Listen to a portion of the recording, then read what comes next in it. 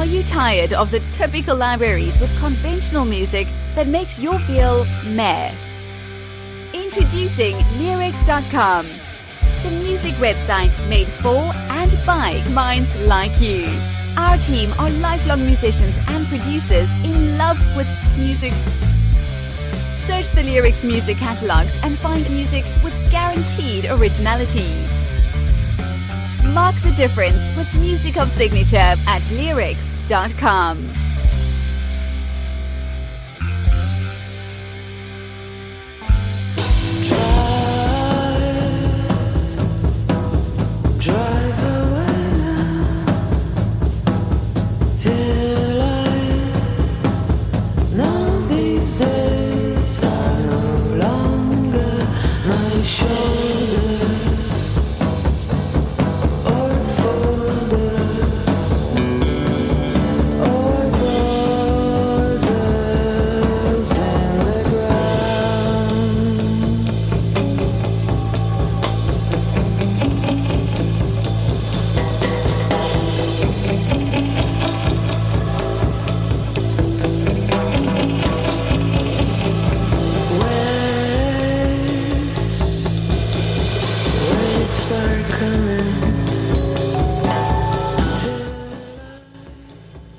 How about that?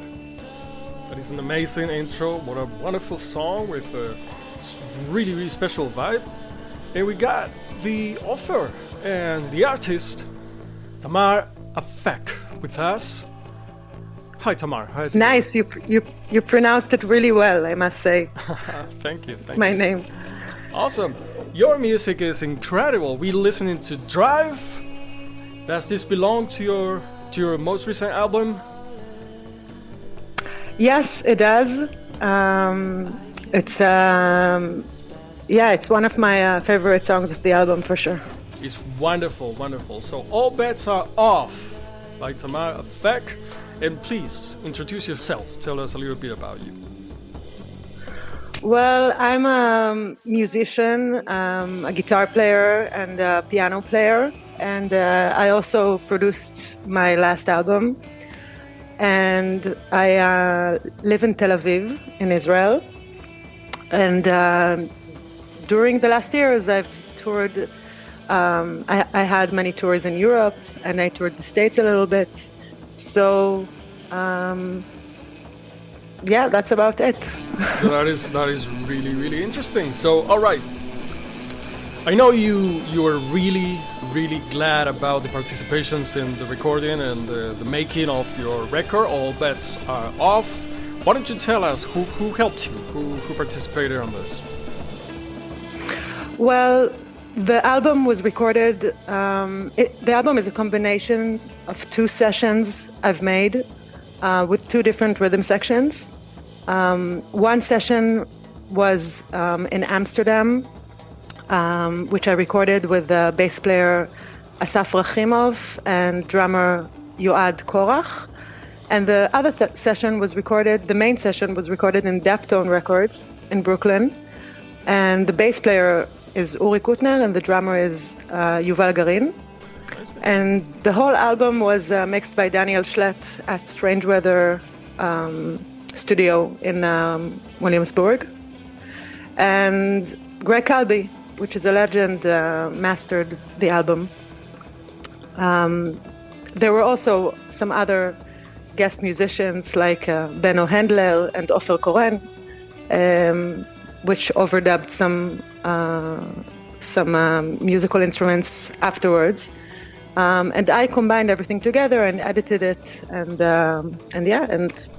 it's a very Tel Aviv album, I would say. Many musicians from Tel Aviv played on this record, so it's nice. It is absolutely. I mean, the collaborations and how you drove them together and were able to. So let me clarify this. So you took all that material, and then it was you who were like mixing it up or selecting it, or explain that part a little bit more. Well, I knew that I wanted the basic of the tracks to be to be based on the rhythm section, on the bass and drums. And I knew I wanted to work up from there. So although some tracks I played guitar together, first of all, I'm a guitar player.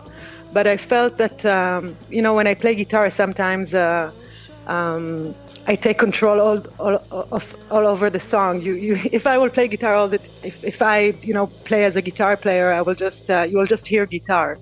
So from a producing point of view, I realized that I want to focus more on the rhythm section and have the guitar parts in specific areas and not all over the place. And once I did that, I had a lot of space in the songs, which I could play with either by for example, in a song like Show Me Your Pretty Side, I had a lot of space. So I went to this saxophone player in Israel called Yotam, which, overdubbed saxophone. And then I edited that. And if I was missing some keys somewhere, so I went to my friend Shailanda, which is a great keyboardist in Israel, and I just overdubbed them all. And afterwards, I edited it so it would sound like a live band, meaning that the listener wouldn't necessarily know, when each instrument was recorded, to try and give it a more of a live sense. But also, since the basic tracks were constituted mostly of bass and drums, so I had a lot of place to play with editing it. Like a song, for example, in a song like Crossbow, I found myself playing with a drums track and starting to edit it and create new layers of drums, which filled the space in an exciting way for me. So the main thing that gave me a lot of freedom is that the basic tracks were mostly bass and drums, and then it gave me a lot of freedom in the production of the whole album. That's so brilliant what you did, and so difficult because you kind of removed yourself almost entirely from the process to reappear at a later point. And really, summon all that influence from your collaborator, from the people you trusted. It's amazing. It's a wonderful story. Thank you. Yeah, when you say it like that, it sounds very poetic. Exactly. Yes, I removed myself in order to appear later, for sure. It is really, really, really. The results are tremendous. I really like this drive. The how do you say? It's ethereal. Is really embracing. It has a vibe. Like, how would you describe your music? Well, I think also one of the things that makes Drive very exciting is the mixing process of Daniel Schlet. I feel also our collaboration was so great in the sense that because the song was kind of minimal, it had a lot of freedom to experiment with all kinds of mixing techniques, which I think Daniel did brilliantly, and he really has he's really a magician concerning sound. So I attribute a lot of the excitement in this song to his mixing. When you ask me how I describe my music, in this album specifically, I really wanted to try and do the undescribable, right? Like the songs kind of differ from each other. Sometimes one might think that they don't necessarily belong in the same album. If you compare Drive to Crossbow, there is a distance between these songs, and I think for me it was all about trying to create this album the same way you try and create a movie, in the sense that the listener goes from one state of mind to another, from one genre to another, The songs are supposed, I'm influenced by a lot of music. I'm influenced by bands like Fugazi and the Jesus Lizard, but on the other hand, I'm influenced by Miles Davis and Lee Hazelwood. And I try and bring all of my inspirations, to combine all my inspirations in the songs, so and not limitate myself to one genre. So at the end of the day, I just hear a lot of music. I try to hear as many as I can, and I bring all that to the table. And I guess it's up for you to describe it. That's where I let go of it and let other people describe it. I love it. It is amazing. I really like the part. I was aiming for the undescribable. That's it's awesome. Yeah, just let it happen and let the audience decide. I really like your approach. So from now on, what are your plans? What are you doing? Are you playing live? What's your activities right at the moment? Well, actually, you caught me just in a special time because I just finished recording my next album. Amazing. Yeah, it's Daniel Schlett, who mixed the album before, came especially to Tel Aviv to record us here, and it's still there is still a long process till the album will be finished, but I'm very excited that we recorded the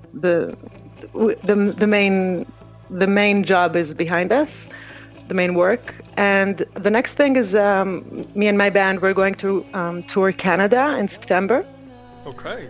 And we have tours planned for next year right now in Europe. And I hope that we're starting to build plans to come to the States. So I hope it will happen during 2023 at least. Awesome. Yeah. We see that everything goes along and you finally are able to do it. Absolutely. In terms of touring around Europe, how would you describe it? What is peculiar about it? What's different, or something that you happen to like? Well, to tell you the truth, my last tour was a couple of months ago. We were touring for about 3 weeks. We had some shows with Viagra Boys. You know them? I don't, but I'm gonna look it up. Oh, yeah. You should. I think you will love them. They're a great band. Okay. Noted. And I was just sitting with the manager of Viagra Boys. We were sitting and talking about how this tour felt so different from the other tours, because it was during one of the pandemic's waves, and it wasn't that long ago, and it was definitely a different experience than before.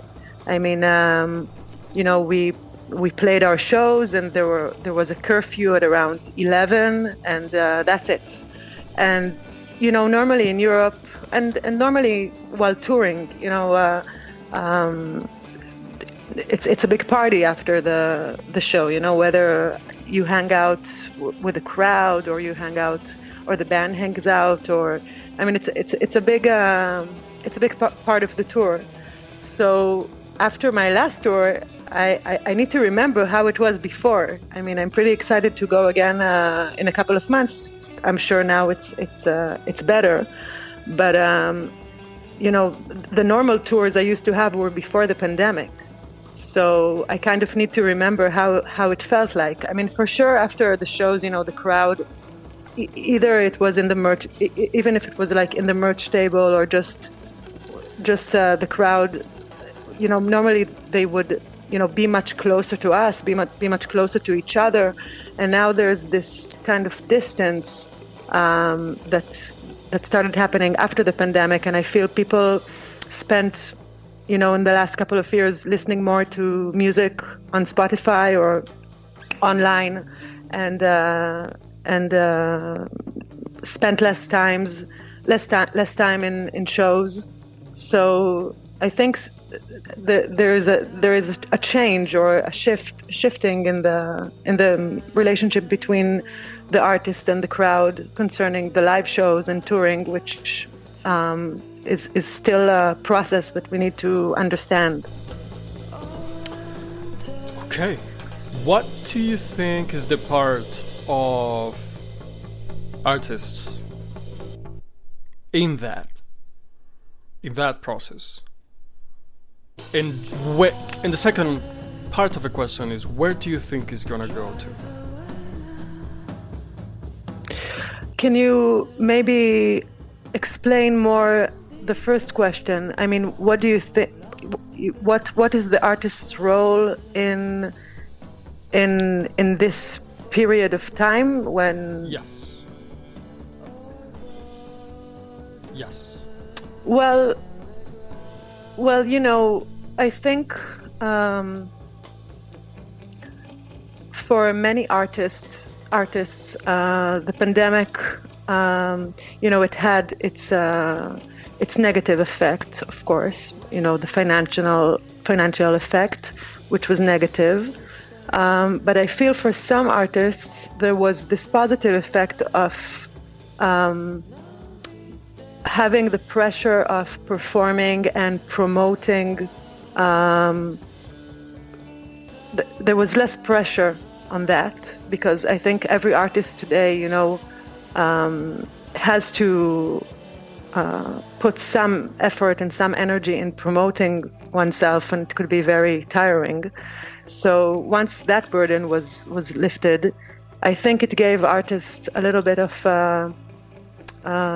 you know, it had this kind of relief of realizing that all you can do is concentrate on your music and putting all your energy on that. And I think that, you know, in times where artists can't, we still don't know where this pandemic is going, right? I mean, right now it seems better, but it's still a question. So I think, you know, we are musicians. What we do is music. We concentrate on that. That's our job. That's where our energy goes, and that's our role. You know, it's not that sophisticated. That's what we are supposed to do. You know, when I take a guitar and play a guitar, it's political just because I'm playing the guitar. That's my that's the thing I know how to do, and that's my essence as a musician, and that's my job.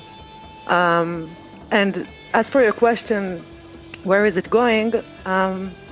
I think that, you know, if people are, I think people do spend more time in listening to albums and listening to the music, and not necessarily just going to the shows. I think it's actually a positive thing in some ways, because it brings the focus back to the music, right? And you know, for artists, you know, Frank Zappa, I remember once he had this interview on MTV. It's a funny interview where he says that he hates music videos, and he doesn't understand why we need music videos. And, you know, he's speaking on MTV saying that. And he says that, you know, music videos have nothing to do with the music. It's just a way to help people listen to music or something like that. And he says it like in a really joking and a mean way.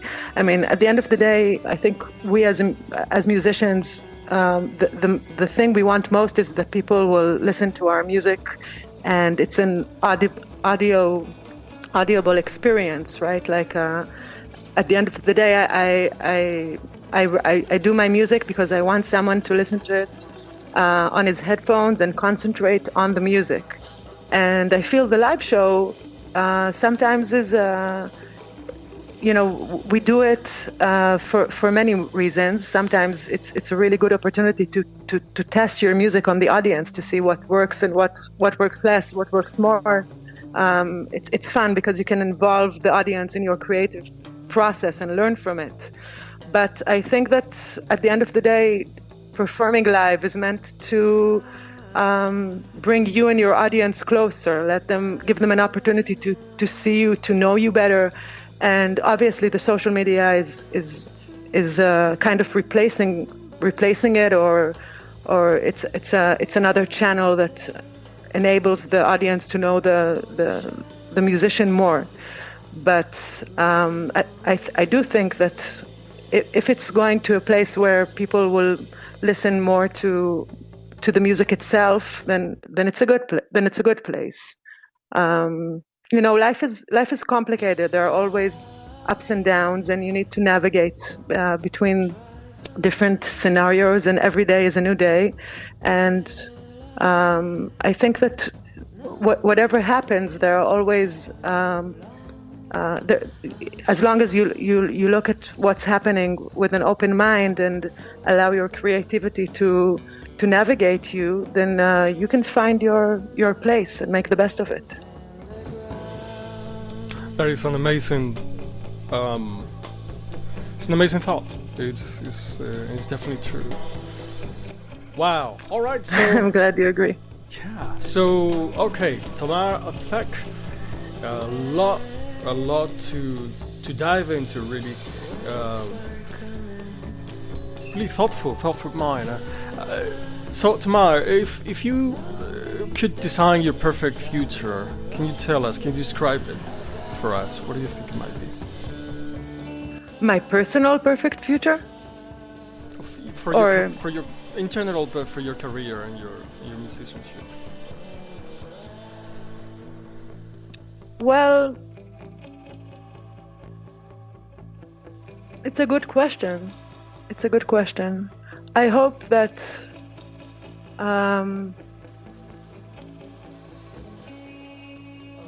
there are many developments, technological developments happening really, really fast.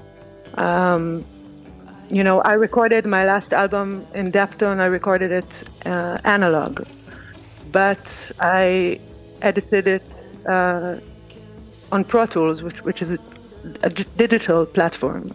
And during the pandemic, I found myself really getting into Ableton, which is a DAW that people use mostly for electronic music or hip hop music, and I really fell in love with that with this program. And I think I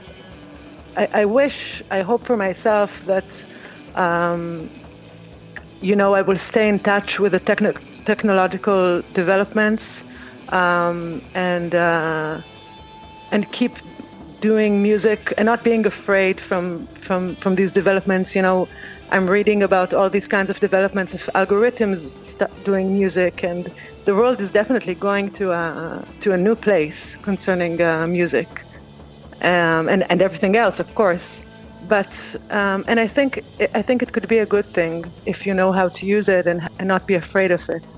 And so I hope that I will stay in touch with the technological development, but still remember and combine my music with the live playing with people, because I think at the end of the day, nothing beats a bunch of people getting into a room and playing music together.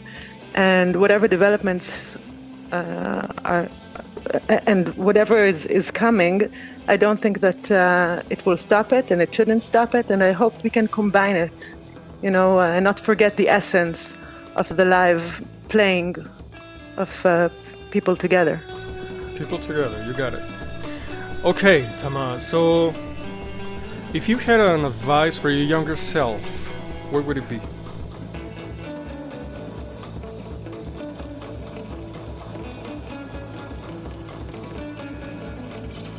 That's a good question.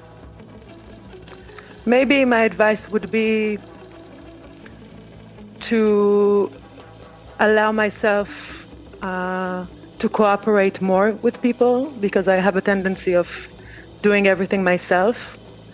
But once you organize the things you need to do, and you develop a consciousness of your workflow,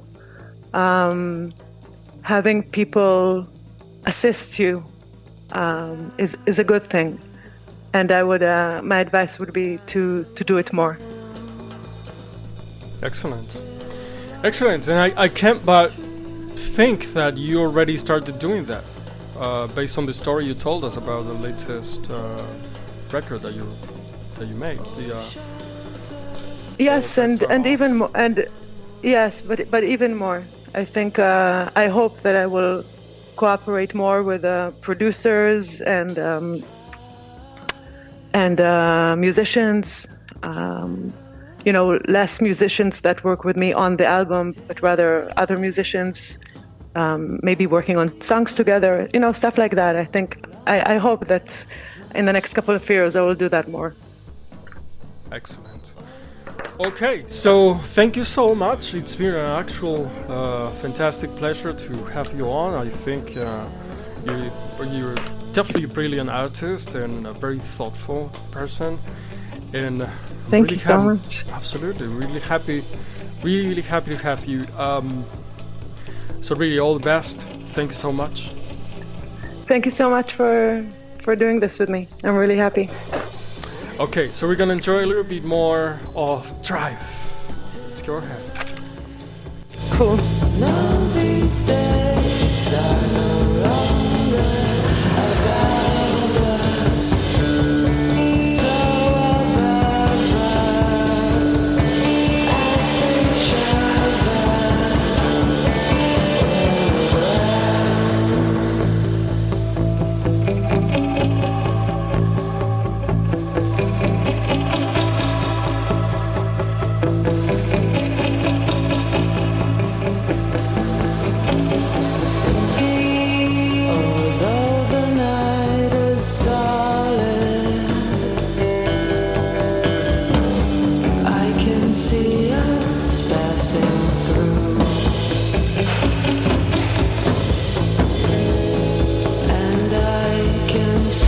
Tired of the typical libraries with conventional music that makes you feel meh? Introducing Lyrics.com, the music website made for and by minds like you. Our team are lifelong musicians and producers in love with music. Search the Lyrics music catalogs and find music with guaranteed originality. Mark the difference with music of signature at Lyrics.com.